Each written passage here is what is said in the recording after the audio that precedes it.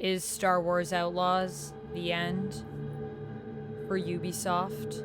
Let's find out. Hello everyone, it's me, Amanda, and I've been playing Star Wars Outlaws for some time over on twitch.tv/vampex13 and over here on YouTube on the live tab. I could be live right now, actually. I go live all the time, so don't miss out on a live. Make sure you check it out. And I've wanted to review this game and talk about it for a while. And also, there's been a lot of interesting Ubisoft news that I've been wanting to talk about for a while, for basically all of last year. So I'm here today to talk to you about some of that and also give you my thoughts on Star Wars Outlaws and whether or not it is actually the end for Ubisoft. So something you need to know before we get into this is just before Star Wars Outlaws was released, before I get into like the game itself, let's talk a bit about the state of where Ubisoft was at and how people were feeling about this game prior to its release. I was watching the trailers and I was pretty excited about it, but I haven't played a lot of Ubisoft games. People that have were pretty mad about it, honestly. There were a few things that were an issue here, and some things that I already, out of the gate, agreed with myself. One of those things being the pricing. The game was just too expensive, especially when we're talking about the premium or deluxe editions, the gold editions, whatever they were calling it. And then there was also the Seasons Pass. So we also heard there was going to be a Seasons Pass. And, you know, we're just tired of Seasons Passes, I think, as a society, as a gaming society. We're over it. We're like, get that away from me. We don't want it because it just is something else that now we have to spend more money on top of a game that already is overpriced potentially. These prices were intense. So there was a lot of people just boycotting this game because it was Ubisoft and they were just tired of Ubisoft's general overpricing stuff that isn't good enough quality when it launches. A concern that would prove with Star Wars Outlaws to be legitimate. We'll talk about that more later. The other thing was that Ubisoft didn't just want to release this game. No. They had to release it in one of the worst ways possible. They decided they were going to release it on consoles. And they were, of course, going to release it in not Steam. No. If you were going to guess Steam, wrong. They had to do it, of course, in the Uplay store, the place where we're all buying games. Oh my goodness, why am I not at the Uplay store right now? Oh my gosh, the Uplay store. Whee! I can't spin all the way, sorry. It's because the box is going. Alan Wake is tripping me up.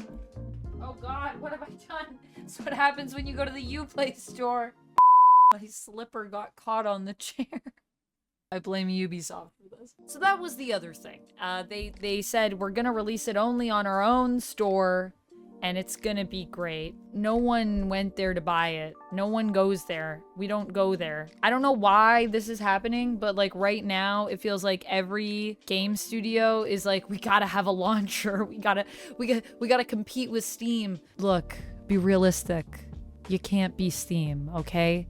Not everyone is Valve. It's just not gonna happen. So sometimes it's good to know when to cut your losses. Obviously they couldn't compete with Steam and then they weren't on Steam. So there's people that are just not even gonna play your game because you're not on Steam. Let's be real. So sales numbers, they were not good because people were boycotting the game because the game wasn't as accessible because it wasn't on Steam. Also the price was insane. And a lot of people were just waiting for the game to go on sale. Everyone was saying to me, I'll probably get it when it goes on sale. But not me. No. I, for you, the people, bought the most expensive version of this game that I could and got the sweet Nyx accessories. I got Nyx's little goggles and hat. I was very excited about the Nyx accessories. What else did you get? You got like an outfit for Kay, a couple outfits for Kay Vess, the main character, and you got some paint jobs for your ship. Woo! Don't forget about that digital art book too. Oh, I love a digital art book. And I paid $192, I want to say, Canadian. I just rounded it up to 200 when I was talking about it because that's basically what I paid for this game. So how did I feel about that? Did I think it was too much? Well, I don't think the game is actually as bad as everybody's saying it is. I think it's worth about half of the price that I paid for it with the cosmetics. I think $100 would have been a good price. Get some sweet cosmetics. Granted, I guess the other thing that I did get with it is I got the Seasons Pass. I got the DLC. And I did just start playing Wildcard the other day, and it was pretty exciting to see Lando, so I will say that. So maybe we could go a little bit more than 100. Maybe like 110, maybe 115. Okay, for everything that I got. But 200, or 192 or whatever I spent, is way too much, especially when you consider what you got at launch. So this game at launch, was it balanced? Was it finished? No, it's a Ubisoft game. Of course it wasn't. It was not balanced. It was not finished. There were a lot of people that got a ton of glitches. I think I was watching Charlie play it, and he was T-posing around the place in Star Wars Outlaws. I didn't have glitches that were as bad. I wasn't T-posing. I was playing on my Xbox. That's where I play Star Wars Outlaws, my Xbox Series X, so just in case you're wondering. I did experience some glitches though. There was a time that I fell through the ground, I'm pretty sure, and I had some glitches where I went to go hack something and then it wouldn't unlock. So even though I completed the hack wasn't going through and I couldn't access a room that had like loot in it. The worst one that I experienced was a glitch where I couldn't save the game. It kept thinking I was in danger even when I wasn't. So it wouldn't let me save the game. That is a game-breaking glitch, or it could be depending on how I was playing. And there were some people, I think with Star Wars Outlaws, that experienced having their game saves erased. That was like an issue at the beginning. I think that was a thing with Star Wars Outlaws. I never experienced it, but it was like you could just lose your game save, which is horrifying. Literally one of the worst things that could happen to a gamer. Put hours into this game and I lose my save. Oh, I don't wish that on anyone, even my worst enemies. I'm just kidding, I don't have any enemies. I think the biggest thing though wasn't necessarily the glitches for me, it was the sneaking in this game, which is crazy because this is a game that's by Ubisoft, known for Assassin's Creed, all about sneaking. And yet, in Star Wars Outlaws, the sneaking is so bad. I thought it was me. I was willing to take a fall, I remember when I was playing. I was like, you know what, guys? I'm sorry. Maybe I just suck. Maybe I just suck at gaming. Maybe this is all my fault. But you know what? Don't apologize for Ubisoft's bad behavior past, Amanda. It wasn't your fault. It was Ubisoft because everyone else expressed their disappointment in all of the sneaking elements of the game. And there's a lot of sneaking that happens in this because you're playing as Vess and she's basically a criminal, a thief, a vagabond. But that is something that I experienced in the game. And everybody else also said, yeah, no, this is just awful. It's weird too, because the game actually gives you multiple ways to sneak around something. And then there are certain areas where you'll just realize like none of these paths are really great, actually. And I'm just praying to the gaming gods above. I'm praying to Grogu in the sky. And I'm saying, Grogu, you sweet, sweet baby Yoda, please look down on me and smile and let me make it through this freaking Imperial base. I don't know if I can do it, man. I need help. I hope the Force is with me. It's not that kind of game, but please. So that's the strange thing, is that they give you multiple options and then none of them are good. So what they did was they fixed this. But you know how they fixed this? In the most hilarious way. They just made it so that areas where you had to sneak and that was the only way to get through, you could just go in guns a-blazing if you want. Which some areas you have the option of that, but some areas you didn't. And they basically removed that restriction. You know your game isn't complete when you have to do something like that, okay? So that was obviously a big issue. But how bad is this game? Is it bad? What is Star Wars Outlaws? What is a Star War? And how do I find it? I don't think it's actually that bad. I really have fun with it. I'm just gonna be straight up with you. I enjoy this game immensely. I think it's very fun. Now, granted, I haven't really played any of the Assassin's Creed games. I think this might be my first Ubisoft game, and I think it might be my first Star Wars game. Fellow Star Wars fans, don't come for me. I I never thought the games were the types of games I'd want to play. I didn't know what you could do. I didn't know the stories I was missing. And I also didn't know that there are some games that are actually, well, this game claims to be the first open world game. So I've missed out on a lot. So I got to catch up. But for me, coming in with that experience, it being my first Ubisoft game really, and my first Star Wars game, I really had a lot of fun with it. Now, I'm not as aware of the systems that Ubisoft tends to use and reuse, and people are just tired of them in the gameplay. So that probably made it feel a bit more fresh for me. And for me as a Star Wars fan, what I really liked about this game was actually the atmosphere of the game is a huge thing that is just amazing. It's so immersive. And when you look around, there are literal spots where you can just stop and like pose. And I've seen people use these to make lo-fi videos because it's so beautiful just looking out at the landscape. I could just lean on a rail in Star Wars Outlaws and stay like that for an hour and just do nothing and just watch because it's beautiful, the game.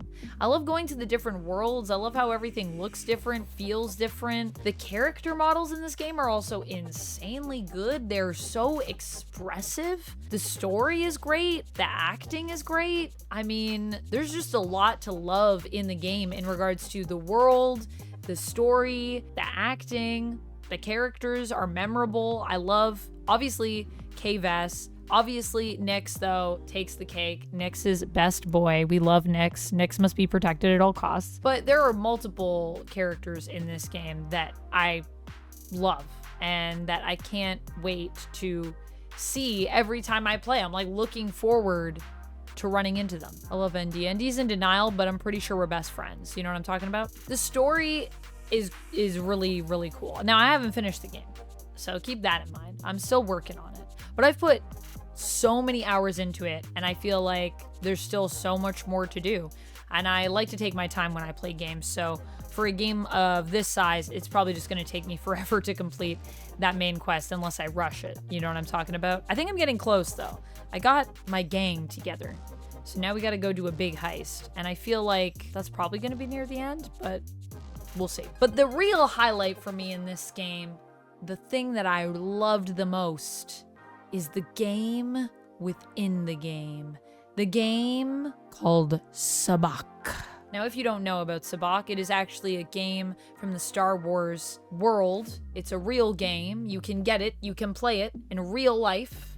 And there's actually, I think, over 80 different types of Sabacc in the world that we know of. There might even be more than that, but I think it's over 80. And in this one, it's called Kessel Runner Sabacc. It's really fun, and you know me, you may not know this about me. If you haven't noticed in the background, I have a stack of board games here, and that's not even close. I probably own over 200 board games. So I love games. I love games of all kind, including board games. And Sabacc is just a fun, bluffing card game, kind of akin to poker. So that is something that I could just sit and in the game and play. I don't even know how much of this time that I've been playing the game, I've been playing Star Wars Outlaws, and how much time of the game I've just been in the game playing Sabacc, but probably too much, because I just like playing Sabacc. In fact, I think we need a Sabacc World Universe Galaxy Tour or something. Star Wars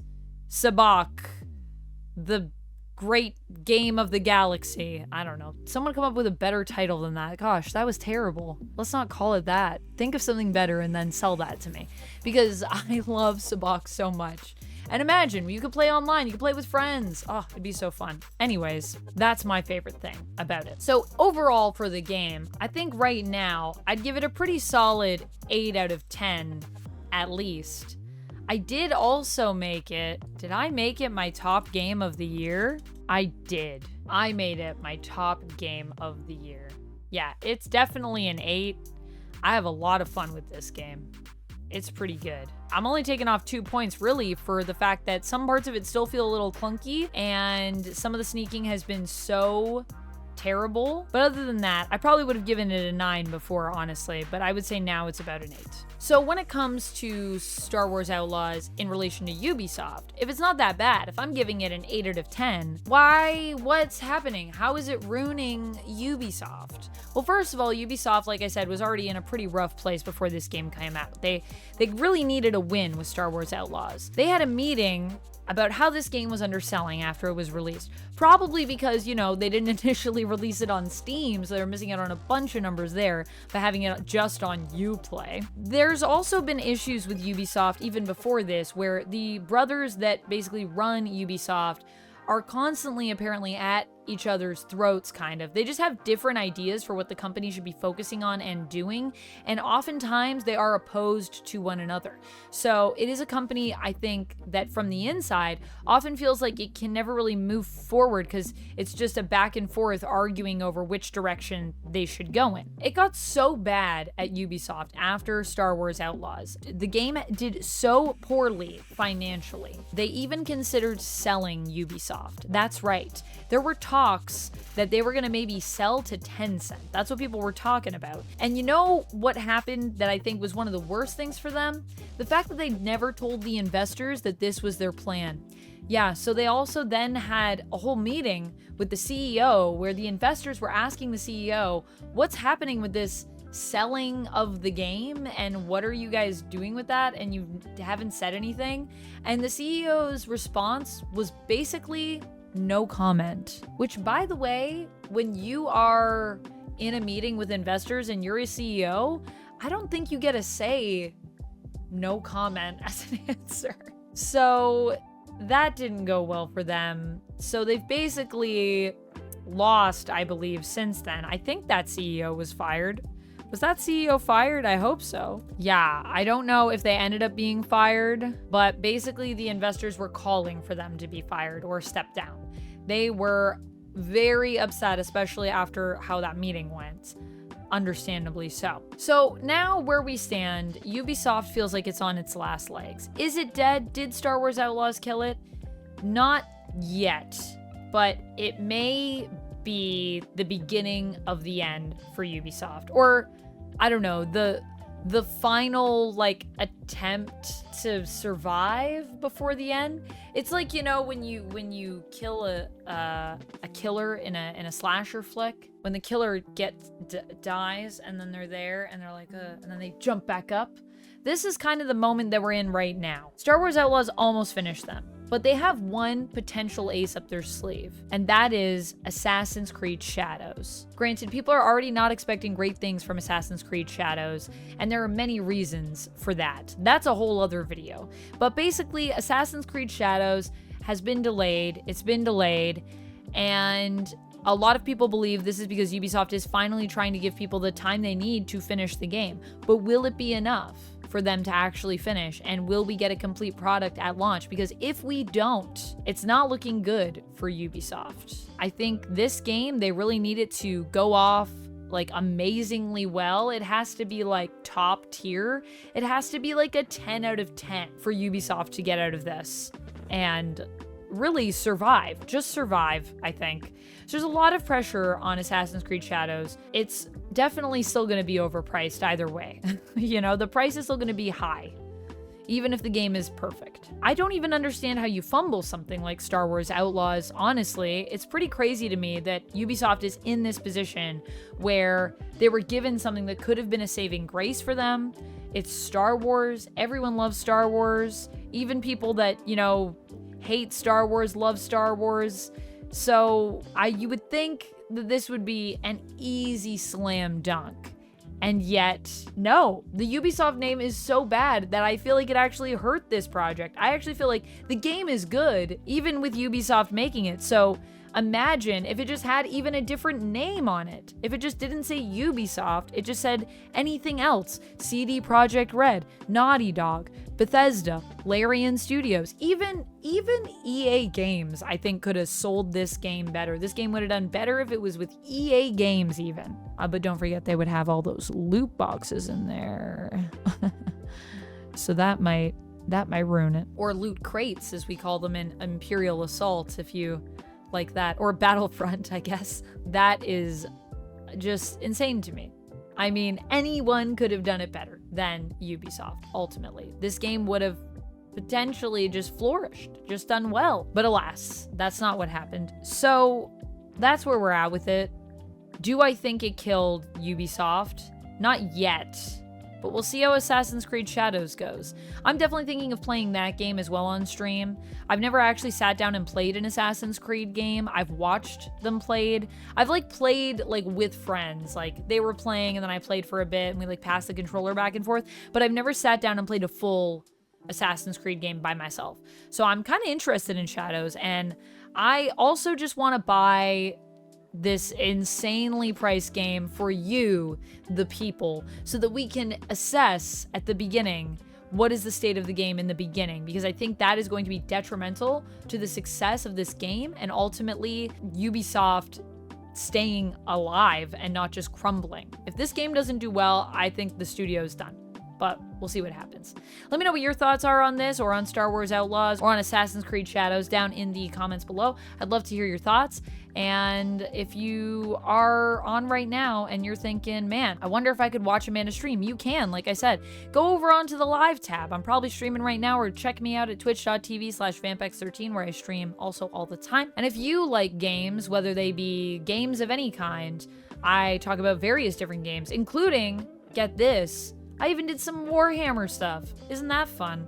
I'm trying to get more into Warhammer, so feel free to check out this Astartes 2 trailer reaction, which was really fun to record. That's all I have. Until next time, stay nerdy.